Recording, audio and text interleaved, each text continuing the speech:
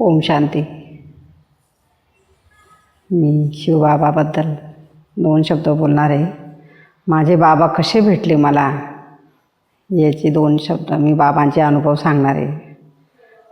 2021मध्ये बाबा मला नाशिक सेंटरला सोफिया माता यांचं सेंटर होतं.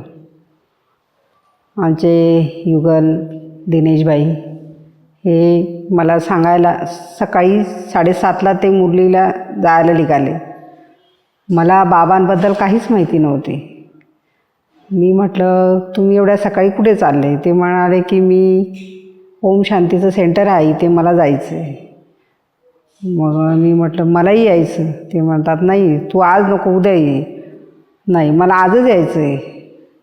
कारण मला बाबांची टचिंग झाली. बाबांनी स्वतः मला बाबांकडे बोलवलं आणि मी एकदम नकळत भाईंसोबत सेंटरला गेले.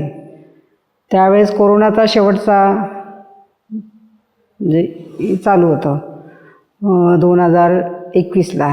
मी म्हटलं आम्ही गेलो सेंटरला.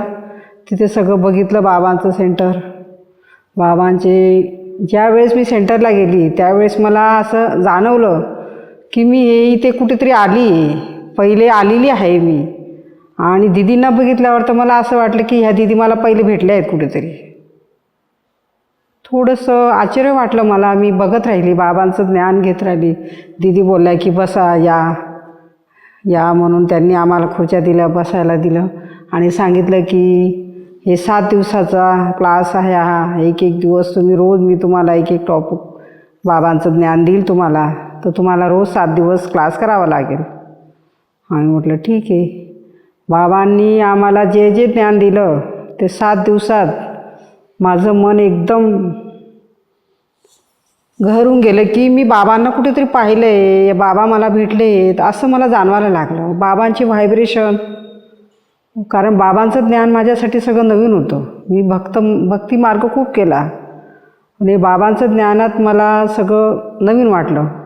पण बाबांचे व्हायब्रेशन पाहून मला इतका आनंद झाला की मी स्वतः असं वाटलं की मी स्वर्गात आल्यासारखं वाटायला लागलं मला. बाबांचं ज्ञान मला खूप आवडलं. मी 7 दिवसाचं ज्ञान घेतलं आणि आम्ही गावी आलो. 1-1.5-2 महिने आम्ही म्हणजे मला पुढचं माहीत नव्हतं की मुरली असते असं कुठलंही काही माहीत नव्हतं. 1.5 महिन्यात आम्ही परत पुन्हा नाशिकला गेलो. तिथे भाई परत दुसऱ्या दिवशी ते मुरलीला जायला लागले.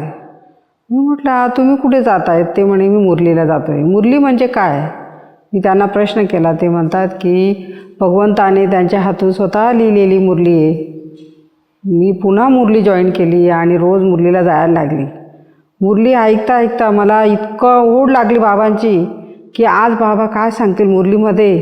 हा मला रात्रीपासून संकल्प तयार व्हायचा की बाबा उद्या काय सांगणार आहेत आपल्याला. ह्या गोष्टीची मला खूप ओढ लागली. मी रोज सकाळी 8ला मुरलीला जायची. परत पुन्हा बाबांचं ज्ञान मला चांगलं समजायला पाहिजे म्हणून मी पुन्हा 4 वाजता 5ला मुरली राहायची. 5 ते 6 संध्याकाळी पण जायला लागली. मला बाबांची मी सच्ची बच्ची असेल यामुळे मला माझा खूप अभिमान आहे की मी ज्या भगवंतांना ज्यांना शोधत होती ते मला भेटले. या गोष्टीचा मला खूप आनंद आहे. म्हणून मी बाबांकडे आली. आपण जेव्हा बाबांचं ज्ञान दुसऱ्याला सांगतो त्यावेळेस लोक खूप यायला खूप हे करतात की नाही बाबांच्या ज्ञानामध्ये असं आहे तसं आहे हे खायचं नाही ते खायचं नाही. मी म्हटलं नाही तसं तुम्ही कुठलाही संकोच करू नका. बाबांचं ज्ञान खूप चांगलं आहे. बाबा आपोआप करून घेतील. सुखदुःखात आपल्याला कामात येतात. ज्यावेळेस तुम्ही बाबांची आठवण करा त्यावेळेस आपली इच्छा सगळ्या पूर्ण होतात. बाबांना कुठलाही संकल्प केला तरी तो पूर्ण होतो असं मी बऱ्याच लोकांना सांगते. आणि जे काही बाबांचे बच्चे आहेत ते येतात. शिवबाबांना मला एकच सांगणं आहे की बाबा तुम्ही टचिंग करा आणि सगळे एक दिवस सगळे बाबांनी मुरलीमध्ये सांगितलं आहे की माझे बच्चे आहेत ते एक दिवस सगळे माझ्याजवळ येणार आहेत. त्याचप्रमाणे बाबा सगळे बच्चांना आणतील पण त्यावेळेस बाबांची त्यांना ओळख राहणार नाही. बाबा आपल्यामध्ये इतकी शक्ती भरतात की अमृतवेला केला की त्या दिवशी दिवस इतका फ्रेश जातो आणि बाबा शक्ती भरतात. याच गोष्टीचा मला खूप आनंद होतो. बाबा 21 जन्माचा आपल्याला वरसा देतात. 21 जन्म खूप सुख शांती पवित्रता देतात. माझे बाबा भेटले म्हणून मला खूप आनंद झाला. मी सतयुगाची आत्मा म्हणून मी बाबा नरसे नारायण बनवतात आपल्याला, या गोष्टीचा मला खूप आनंद होतो. आणि मी शिवबाबाचं ज्ञानात येऊन मला 4 वर्ष झाले. असंच माझ्या शिवपरमात्माने मला शेवटपर्यंत साथ द्यावी हीच मी शिवबाबाच्या चरणी प्रार्थना करते. ओम शांती.